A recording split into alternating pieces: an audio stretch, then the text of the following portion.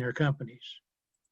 Jesse joined a nationwide franchise group as a regional owner and spearheaded the marketing and new business acquisition campaign that grew the franchise to 8 locations operating in 3 different countries. Jesse holds a South Carolina real estate license and has experience in both commercial and investment real estate. In 2009, he purchased a full-service sign manufacturing company that serviced small and large companies. During his ownership of this company, he was able to secure both government clients as well as some of the largest companies in the Southeast. Jesse served on the board of directors of the KC West Columbia Chamber of Commerce and Visitor Center, the Christian Chamber of Commerce, West Vista Guild, CEO Association, as well as local church and civic organization. Jesse and his amazing wife, Josette, and her 3 children, Charlotte, Jess, and Scarlett, live in Fairview Crossroads outside of Columbia, South Carolina. Now to talk with us about continuation and exit planning for financial professionals, please join me in welcoming Jesse Stone.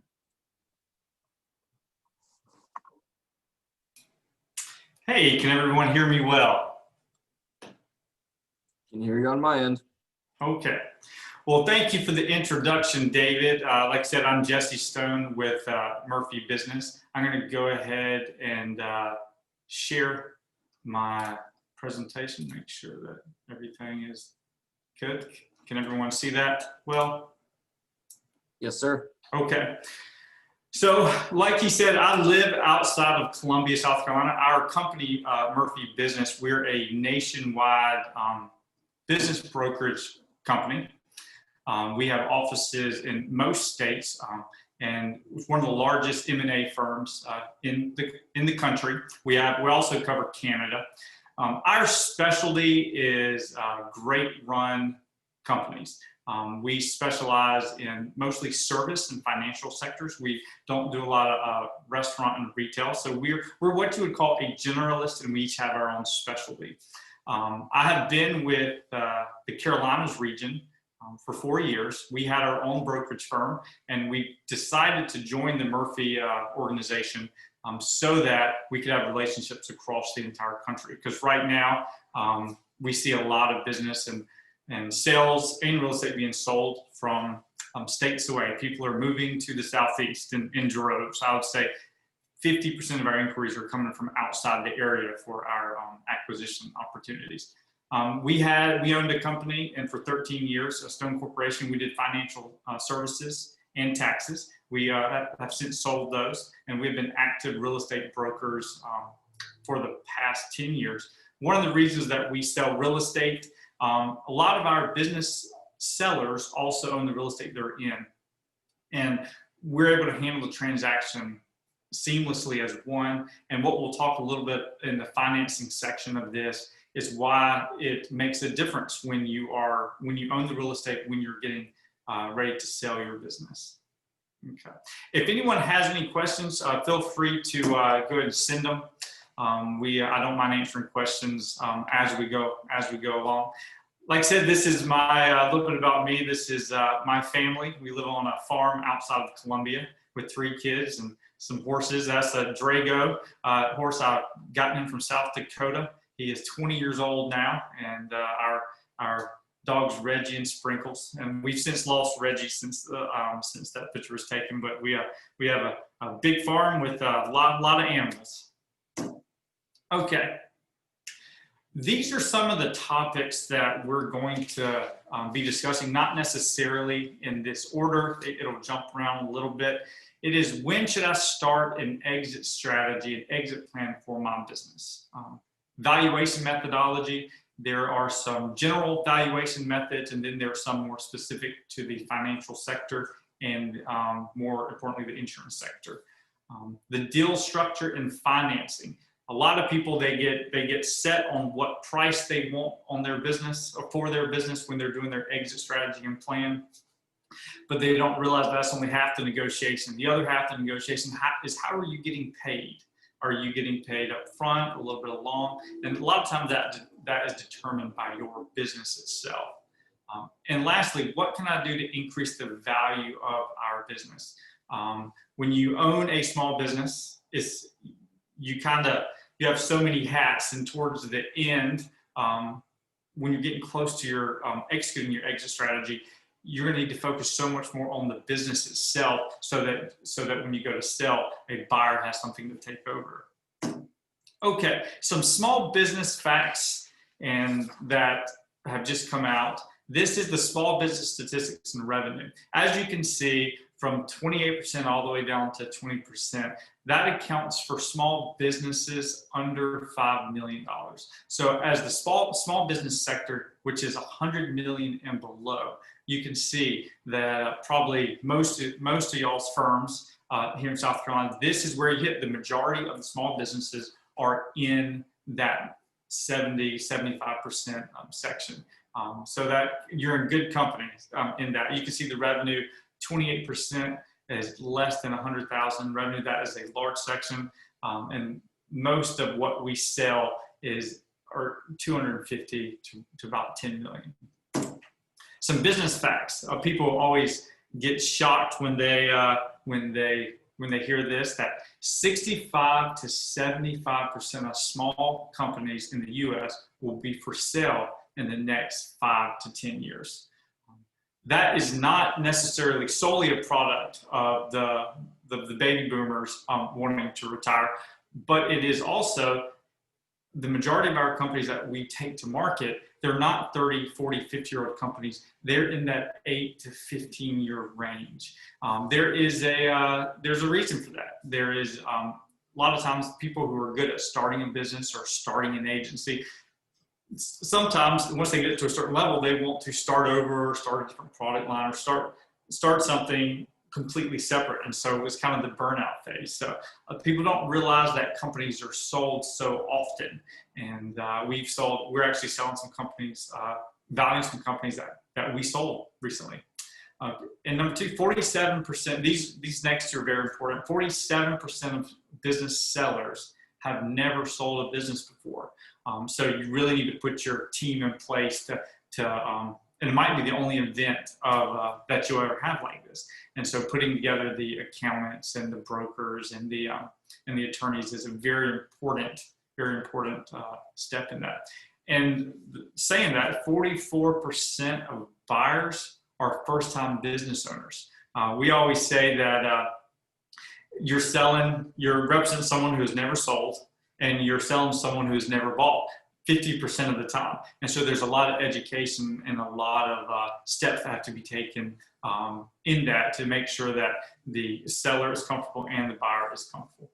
2019, the average time to sell a business was 9 months, and that is from listing to closing. In post 2008, 2009, it was 12 to 18 months, so it has come down significantly.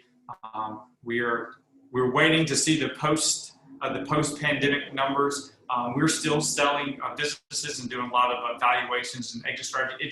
Right now they're just moving a little bit slower with the banks and the accountants. Tax season being delayed actually pushed us back a little bit, because what we sell is financials, and so that really kind of pushed us back a few months. Okay. So we talked about businesses being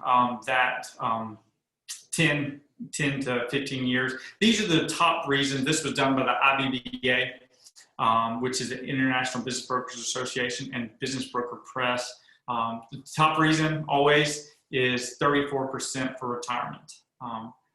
The second, 24%, is new challenges, burnout, and boredom. Sometimes you just want to change. And that represents typically between 50 and 60% of the market. Then we have moving, no time to run the business. That no time to run the business can kind of be lumped in there's a whole section of business owners that they own several companies. And so when you own several companies, a lot of times one is demanding more attention or has a little bit higher growth projection, and so we see them shedding off some of the smaller companies and going that way. Very few people, only 10 to 12%, designed it to sell. There's a great podcast that I encourage anyone who owns a business to read or to listen to, and it's called Built to Sell Radio.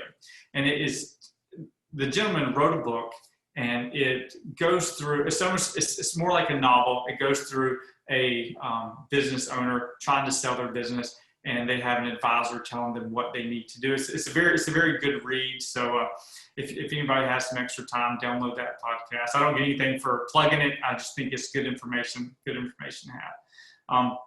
The last two, health, illness and death, and divorce and dissolve partnership, those are the ones that typically have if you haven't done your planning, they have the harshest effect on the value of your business and your ability to exit at the highest price. And we'll talk a little bit more about that. Any questions so far? Okay. So ways that an owner can exit their business, leave the business to their estate to dispose of. That is always a very dangerous thing to do, especially if you're an active owner operator of your business and agency. Liquidate the business. I come from a financial sector, so that is not a great scenario, because as many of you, there's not a lot of hard assets with the company. There's not a lot of equipment and trucks and trailers. So really the cash equivalent of liquidation is very scary. There is the commission multiple that we'll talk about a little bit later, that if it needs to be liquidated, but this is more talking about the hard assets of the business. You can give or sell to your children. Typically that will happen in a non-cash transaction or non-financing transaction. The SBA does not do loans if unless it's changing in 2021, they will not lend a direct relative an SBA loan to buy an acquisition. Sell to these next two, we're going to talk about a little bit in the insurance financial industry. These will actually be a little bit merged together. It says sell to key employees, like an ESOP, minimum or annual company revenue. Typically, it's about $1 million. You need about $1 million and 30 employees in order to get approval for an ESOP. That's an employee-owned operation. That's typically where a seller will sell their business to all the employees at one time, not necessarily a key employee. And then sell to a third party while it is still profitable. By far, that is always our recommendation. It is the best option for the seller, and it's the way to capture the most of your equity. In the financial sector, a lot of times we can merge because we have a thing called a manager buyout. And that's when you can target someone in your exit plan or exit strategy. I know we've helped several companies do this in the past 2 years, to where they would come to us to get a valuation, because our firm does valuations as well. And we'll do a valuation based on the fair market value of it right now. And that's how they will sell to one of the agents in their company, or if they were going to hire someone for several years as a transition period. We just did one for a local South Carolina company that they've been partners for a while, and one partner is retiring. So we did a valuation so that they could set what the buyout would be, and it will be followed out over a period of 5 years. Okay, what makes a company valuable? So when we're talking about this, we're talking about like a business, not necessarily an individual who is selling policies who doesn't have anybody working for them. That is a section of the market, but this is more talking about a company. That is, you have not necessarily a location, but you do have a business identity. You have multiple producers, or you won't have multiple producers. You might have an admin staff, and that's a little bit more mature companies. And the first billet you'll see is cash flow. Cash flow is the #1 driver in company valuation. Number 2 is a profitable business that runs without you. This is something that a lot of times you have to work on. This is a deliberate action that you have to take at some point if you want to get top dollar for your business during your exit strategy. And really where that comes from, all these comes from, and I'll talk a little bit at the end, is risk valuations are based on the riskiness of the future revenue of the company. So all these things right here help determine the revenue projections for the future. So companies like insurance, like long-term contracts, they stabilize and you can predict the future revenue of the company. And so that's when you see a little bit higher multiples. A business where let's take Joe's, let's take a CPA outside of this industry. He sits in the office by himself and does 3,000 tax returns, and he makes $200,000 a year. And he's ready to retire. He comes to us, and we have to go over what it looks like to sell. He has a personal relationship with every single client. He does all the work. What do you think happens to his clientele when he steps out? If history is an indication of the future, about 50% will look, they have the opportunity for change. And that's one of the things that really has a bad effect on the valuation of your business. So if you are looking at selling in the next 3 to 5 years, we say, let's start putting some automation. Let's bring in a staff member. Let's bring on additional revenue sources for additional producers. And so that's a strategy in order to get the highest amount for your business. Number 3 is clean financials. This is something that we fight regardless of what industry that we're in, is the financials. Have an accountant do your tax return. We've seen good clean financials, people doing their own books and taxes, but it's very rare.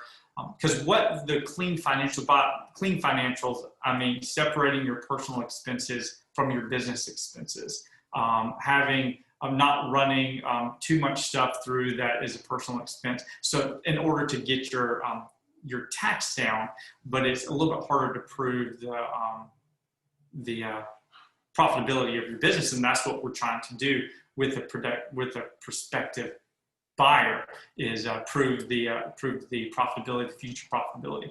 Broad customer base. While the insurance and financial world does intrinsically have a broad financial base, it's typically and very individual by individual policies or accounts. For our industry, what we're looking at is not necessarily a customer base, but a referral base. So think we did a evaluation for a company that they were doing very well. They had lots of different clients, but they got 90% of their leads from one company. And so it was an elder care company. And so the elder care company would, every time they got a new person that came in, they would go and they would reanalyze their insurance needs or their financial needs. So what that does, it creates a situation to where this business is very much relies on this one referral source. So that's going to have a negative effect on your valuation. So when you're getting close, I'm not saying don't have those relationships, but when you're getting close to sell or exit, then you do need to start looking at a broad lead generation scope, to where if you lose one lead generation funnel, that it's not going to have a 50% or a 70% negative effect on the revenue, because if they're getting a loan or for a prospective buyer, they're going to see that as a risk, and risk means that they're going to lower the price. So anytime you hear risk, think of a lower price. Recurring contractual business that can be assigned, that is great for the financial sector. So you already have that box checked. And sustainable competitive advantage. So look at where you're at in the market. Look at your, I always have a list of my top 5 competitors in the country. And I see, what are they doing? What are we doing? How can I compete at a higher level? What can I offer? Is it customer service? Everybody says their competitive advantage, customer service. That's very important. Is it your technology? Have you invested in the technology on a CRM? A CRM for an independent insurance and financial agency is huge, because it turns your client list into an automated revenue system. And that's very important. We still see some folks that have not invested in technology in this industry, and we're a big proponent that when it's time to exit, it really makes our job a lot easier. So, okay. How is a company actually valued?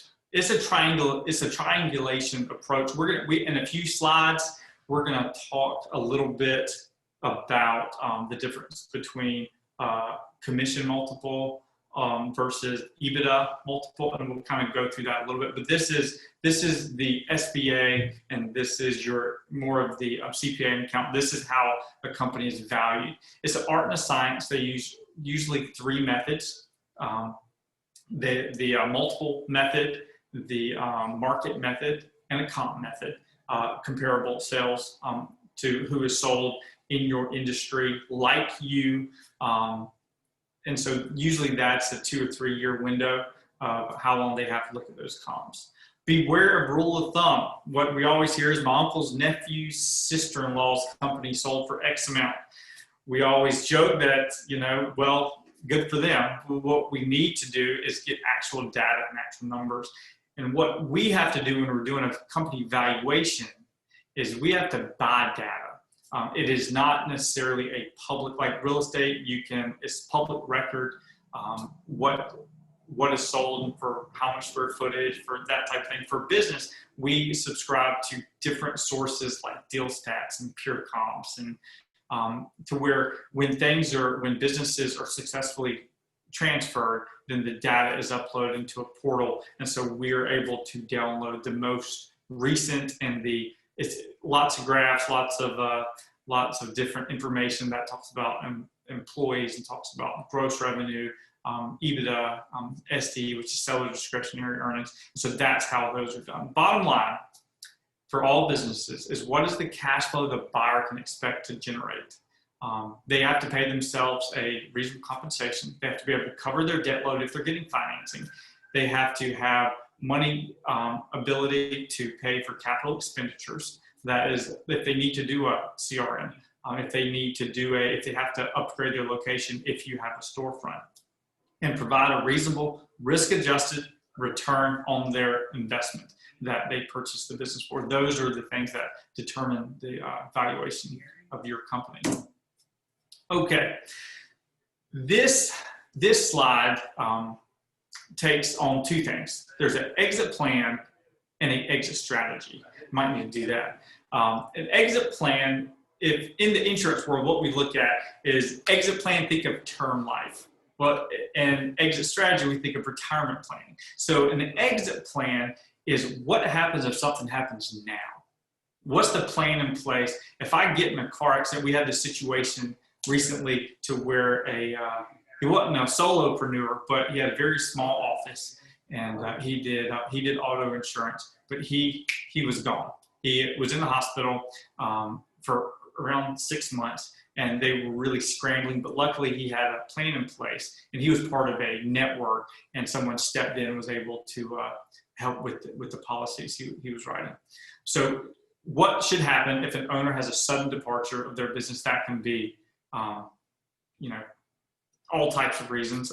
Who will take over the daily operation?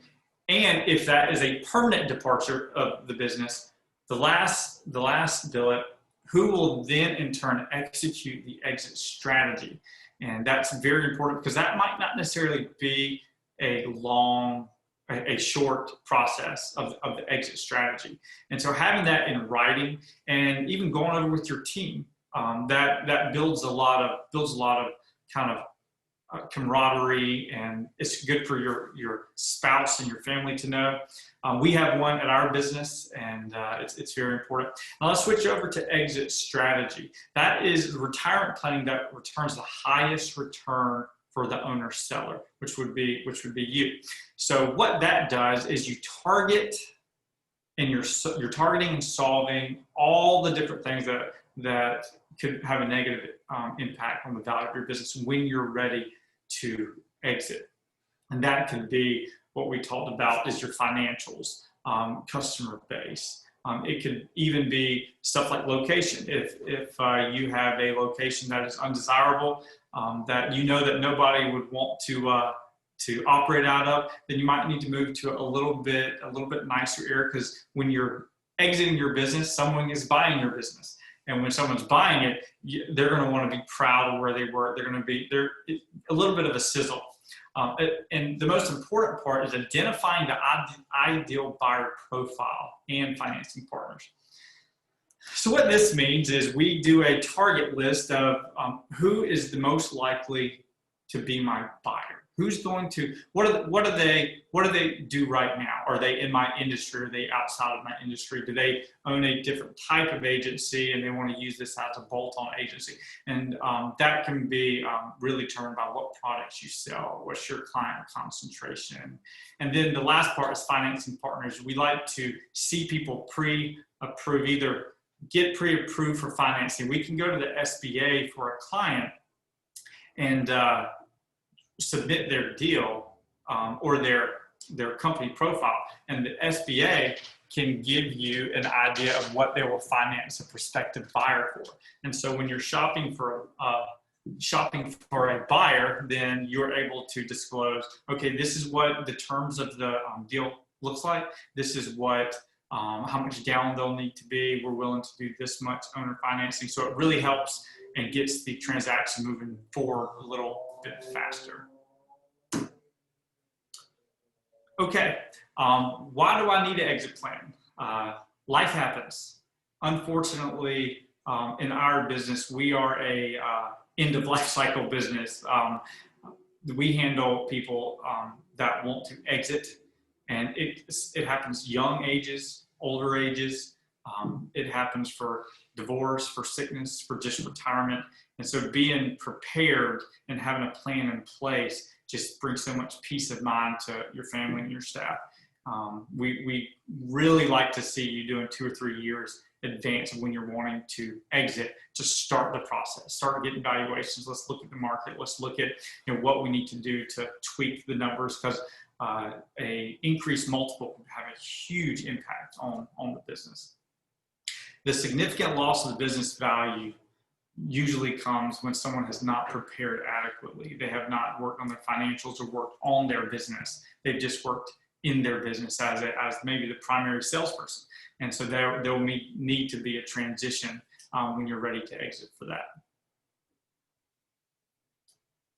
Okay, checking my timer, make sure I don't go over too much. Okay, exit strategy. These strategies really need to be revisited on a yearly basis. Each industry, not only the insurance financial sector, but all industries, they have lightning speed changes that happen, whether there is a policy change or there is a new product shift, and those can have a huge impact on your business's value. Shifting your business plan on a yearly basis and maybe recalibrating your product offerings probably need to occur at least on a 2 to 5 year basis. And so we can help with that. We can look at it and pull the new comp, say with this type of company is trending in this type of area. Okay, agency valuation. There's 2 different ways that you'll see when you pull comps or comparables, or you look online at what's available, and there is a multiple of annual gross commission or a multiple of EBITDA. A lot of folks think that those are independent, but they really have to go together. These 2 methods work together to create the valuation of an ongoing agency. The agency valuation is slightly different than an individual salesperson who has a book of business. This is more speaking about someone who owns a company that will, the company will transfer the operations with the expenses and all that type of information, all that type of transfer. And why does EBITDA or cash flow affect my valuation? And we'll go over that in the next slide. Okay, so what we talked about before is these are the 2 definitions. EBITDA is earnings before interest, tax, depreciation, and amortization. And this is the calculation that we do in order to calculate the cash flow for the buyer. And that is what the buyer will have in there on a month-to-month or yearly basis in order to live off of or to profit from when they purchase the company. On the AGC, like all you know is your annual gross commission that the agency produces. The agency can be valued by either, but in most cases, especially right now, they are using them a combination, almost like a checks and balance, to where we'll do this type of valuation based on the AGC, but we're going to check it against the EBITDA or SDE, which is seller discretionary earnings, which is a very similar to EBITDA, to make sure that it's an appropriate sales price. And these methods will be determined by the size of agency or products being offered. So it's not necessarily one size fits all. Okay, so we're going to walk through a little example of the commission. Sorry, that's a little bit fuzzy. I apologize about that. The commission multiple example. And so this is why the EBITDA and the commission multiple, they have to work together. These are courtesy of Live Oak Bank. We do a lot of business with Live Oak. They've done some of our management buyouts. So let's go through this. And what you'll notice is the red at the bottom from chart 1. You'll see that there's a negative net income of $73,000. So what we're looking at is agency A versus B with the same gross commissions up top. So it's $1 million. But look at the expense line. The expense line for agency A is $650,000. The expense line B is $800,000, which makes their EBITDA a little bit different. Their EBITDA for agency A is $350,000, and the EBITDA for agency B is $200,000. So what that is what the buyer is going to profit when they buy the agency. And so if you look at the price number 1, which is 2 times commissions, you're looking at $2 million for both of them. But if you look at it based on a price multiple of EBITDA, then you're looking at 5.7 times EBITDA, which is a good multiple. But it puts because their EBITDA is low, it puts it a 10 multiple for the agency B. And when you do that, it makes a net negative income for the seller. The reason that we go over this is a lot of people, well, I can get 2 times revenue or 2.5 times revenue or 1.5 times revenue. Yes, you can, but the cash flow of the business has to support it. A bank, as you can say, this graph is courtesy of Live Oak Bank. This is one of their examples of why you have to have EBITDA calculations in the valuation, because they will not do this loan. They will not lend the money for this acquisition because it does not cover the money. As opposed to the next graph, which is that EBITDA multiple example. That is a revenue, this one's revenue of $1 million on both sides. Their expenses are 650, 800,000. They're same EBITDA, but you'll look right here at the price for the 6 times EBITDA is 2.1 million and 1.2 million. That is a huge difference. That is based on that the EBITDA is so much higher on agency A. As you can see, what it does to the commission multiple, it drops it a good bit to only 1.2. So when you look at different ways that agencies are selling, then you have to really, there's more to it than just X times the commission. It can really have a lot to do with how the business is being run. Like I said, this is more for an agency that is running with multiple staff members as opposed to an independent person by themselves. That possibly is going to be more of just a gross commission. Someone's going to buy it and then service it. We have seen several where people have purchased under one multiple, so 75% of the gross commission.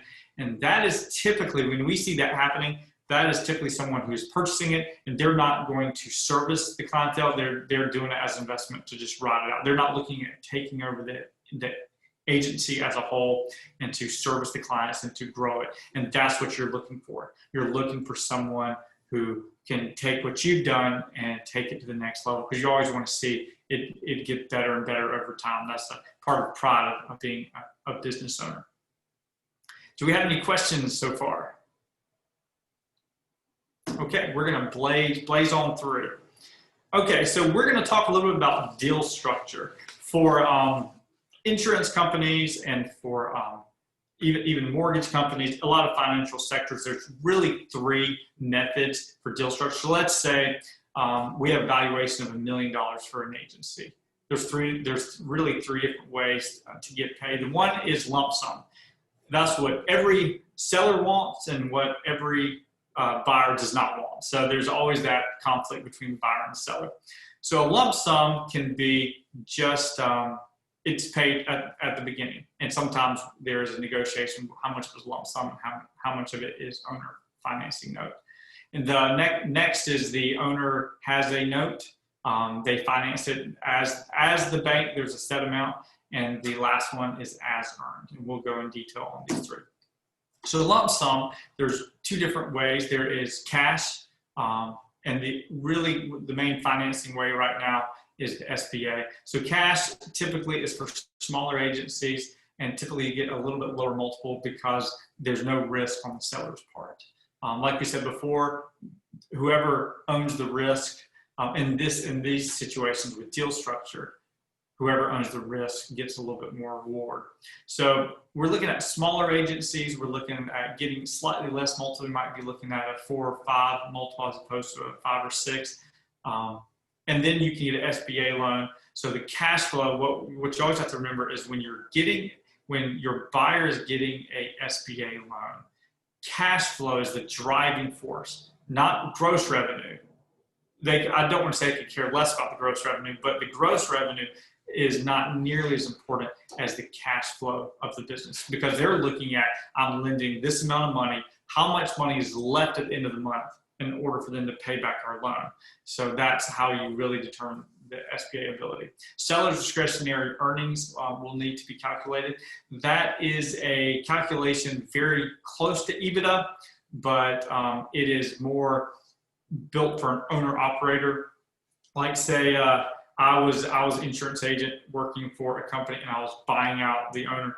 I get to use the previous owner's salary as added back into the profit, because I'm an owner operator as opposed to just profit. So you could add a salary if you pay your health insurance and that type of thing. So it's really made for not an investor, but an owner operator calculation. Also, the price is set by the ability to pay back at the current expenses. A lot of people want to say, well, I'm going to change this. I'm going to change this when I buy an agency. So, what we always see is a seller comes in and they say, well, I'm only making 100, but you can make 250 real easy, but they just need to cut out this marketing and I don't need this staff. And when you're getting financing, those things that you're talking about cutting out are seen by a bank or a buyer as those were needed in order to produce the income that is producing. So that's one of the reasons that we like to come in 1 to 3 years in advance, so we can start looking, okay, if you're saying you can do without this, then we need to have it reflected in at least 2 tax returns in order to get financing for a prospective buyer. Okay, owner financing note. This is, we see this a lot. It's kind of a hybrid between lump sum up front, and then a earn out or a as earned. The buyer, for this scenario, buyer typically, we like to see a buyer bring 20 to 50% down and then finance the remainder with a note held by the seller. And so this is usually get a little bit higher multiple when you're willing to offer owner financing, because they have to bring less to the table and maybe they don't have to go through the SBA process. But the seller at this point, the price has been negotiated. Let's say you got $1 million, they put $200,000. There's $800,000 that you're guaranteed as far as the note goes to get. It doesn't go down if the new buyer doesn't perform well, and you don't get more if they do really well and their revenue increases. There's a set amount. So that is a lot of owners like that because they don't want to depend on the new guy or new gal to have to perform at their level. Because like all of us, we all are the best, and no one can do it as good as us. And at least that's what I hear. So okay, and then we have as earned. This is I would say untypical in most industries. It does happen more in the financial industries as opposed to anything else. But so the buyer puts down a down payment, and then the seller gets a portion of the AGC for a negotiated amount of time, and that can be anything. It can be 1 year, 3 year, 5 year, 50. I mean, it can be. It's all negotiation between the buyer and the seller. For this, we consider this the riskiest for the seller. This is you're getting very little money up front, but there's an upside to this if you're being bought by someone who there's a lot of trust in this. There's a lot of like I said, risk and trust, and it can happen. We see it. Unfortunately, when we see this more, it is someone has not had an exit strategy. Someone has not. They don't have their ducks in a row, and so they're getting what they can get for the business. So that's not the ideal situation in that scenario. It doesn't mean this can't be profitable for a seller. It just means that it's not always the most ideal situation. Okay, increased value. That's some of the stuff that we work on for in the years leading up to the exit, which is create a business that can operate without you. Hire a office manager that has the client relationships. One thing that people ask when they want to buy a agency or in different industries is how much interaction does the seller, so let's say Jesse, I own an insurance, how much interaction do I have? Do they call me when they need a policy change? Do they call me when they need this paperwork? How much interaction does the seller have with the clients? And so that can be an issue if you're selling your agency. So what you have to do is start building layers so that when you're replaced, the new person, it's not going to be an explosion. It'll just be a ripple, because it's going to be felt, but it's not always. It doesn't have to be as catastrophic as just one day all the clients get an email and say, "Hey, this is no longer me. This is Joe. He's going to be taking over all our clients. Call him now." And so focus on growth. Number 2, focus on growth of revenue and client base. And that's very important, especially for the last 3 years. If you imagine the multiple that goes like this, and then if it's going like this, then your exit is down here because it's going through a projection. But if your financials and profits are like this, then your exit is up here, because it's like I said before, it's a projection. The purchase price is a projection of future revenue. And so what we always like to see is the last few years is a little bit, it increases at least 5%, and that's ideal. Doesn't mean it always happens, but when you're doing step down, then your exit is going to be a lot lower than what you were expecting. Maintain clean financials. Make sure that you're on board with your CPA. We start working with CPAs usually about a year in advance because they can target how we can do EBITDA calculations, and we can look at, okay, what investment is not turning a profit for the company. Or, we even have a situation to where someone needs to hire on a sales agent, but they know it's going to be 24 months before it's profitable. And so is it a smart thing to do to add someone on if they're not going to be profitable until, or it's not going to cover their costs for the next two to 3 years?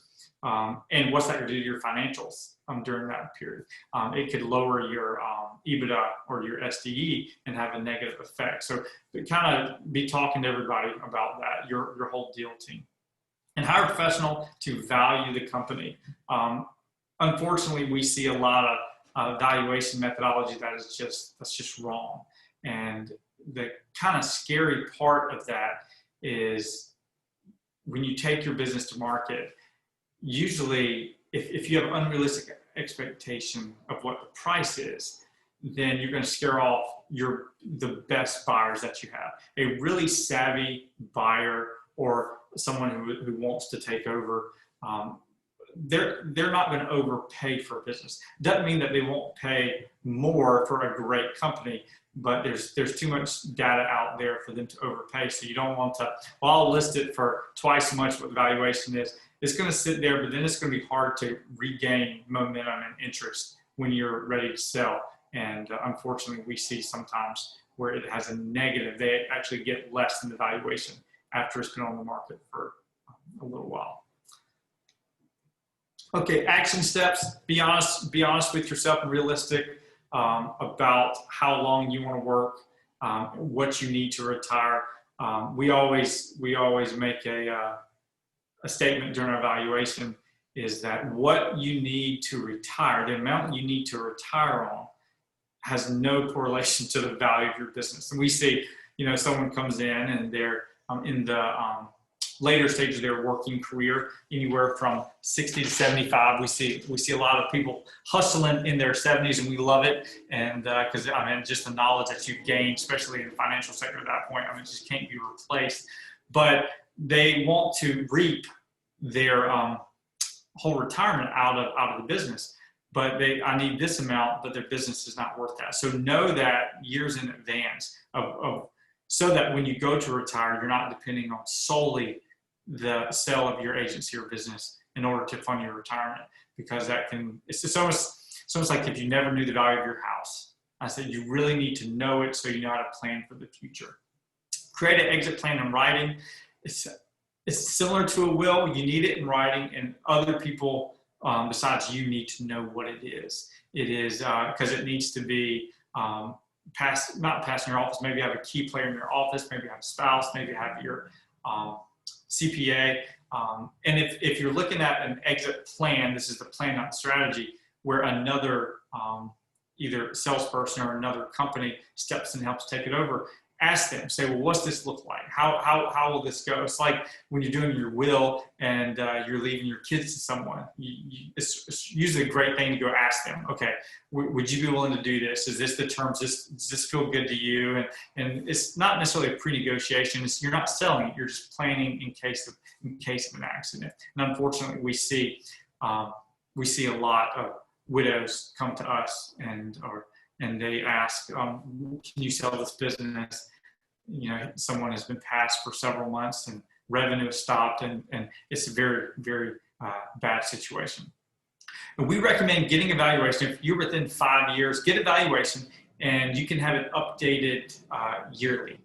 When you get your taxes done, drop off your tax return to whoever's doing your valuation and have it updated so you can see the trend that you're going. And that is a good time to also take steps in order to increase the value.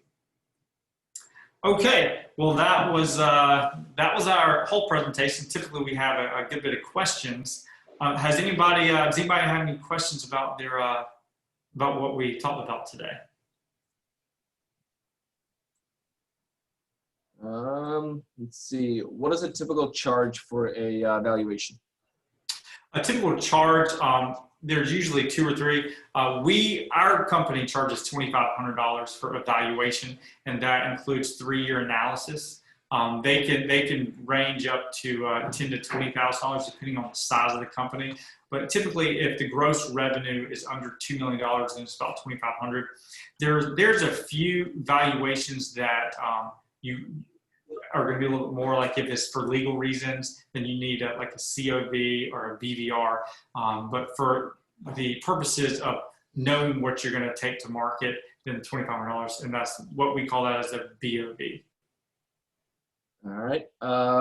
We have Zach Coggins asking, do you facilitate sales between AUM fees a lot? Say that one more time. Do you facilitate sales between AUM fees a lot? I'm not sure. What's the acronym stand for? Sorry, AUM firms, not fees firms. Oh, yes. I haven't personally, but we have in our office, especially in our North Carolina office. we have any other questions either with the chat box or through the Q&A function? I'm not seeing anything else coming in. Going once, going twice. All right then. Thank you, Jesse, and I will take the stone back to Mr. David Lloyd. Thank you. Y'all have a good day. Thank you, Jesse.